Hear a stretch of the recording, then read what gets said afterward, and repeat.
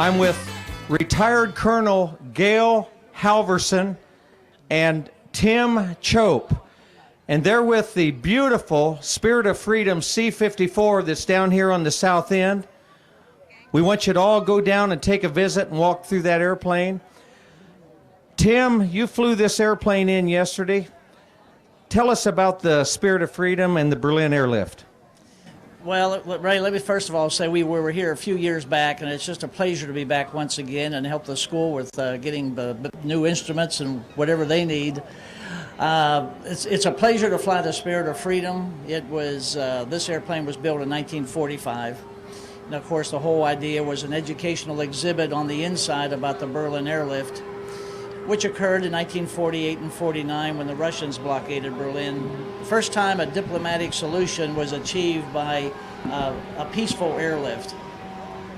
And of course, during that period, I had the pleasure of meeting Colonel Halverson, who actually helped the German children by giving them a ray of hope and dropping candy by parachutes, which we've been duplicating this morning.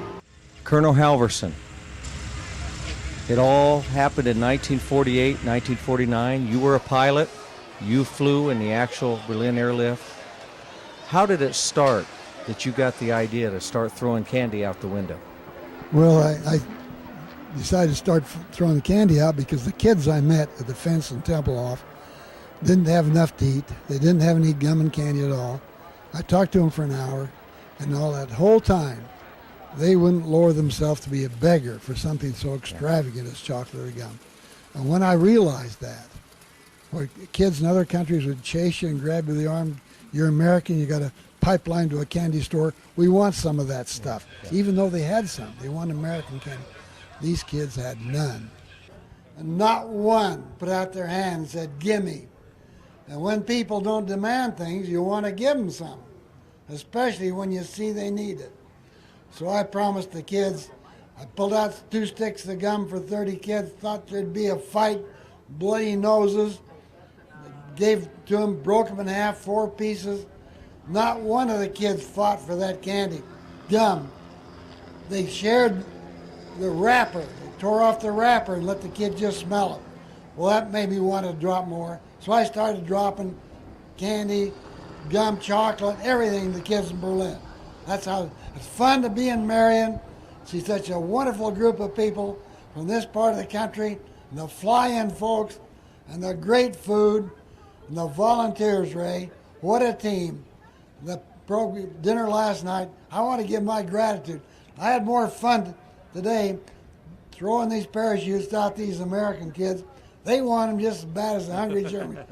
Something magic about candy coming out of the sky in a parachute. And so I'm glad that you invited me here. Honored to be your guest. Thanks to all the volunteers people met. And this lady behind the camera, a Berlin girl, was there during the blockade.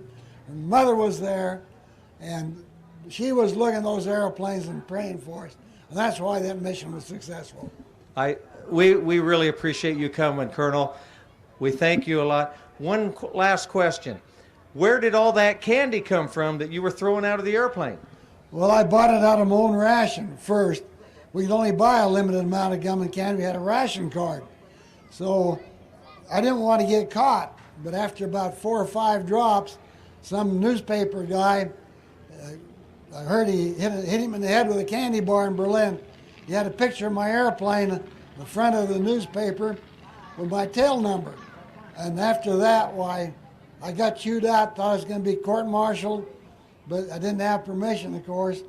And then the general said, that's a good idea, keep feeding the kids. So all the candy makers in America said, how much of this can you use? I can say, oh, we got, my whole squadron will drop.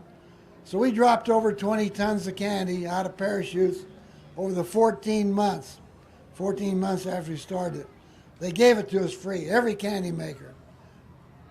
People from Indiana, all over the United States sent the stuff. School kids tied the parachutes on, Massachusetts, so we didn't have to do that.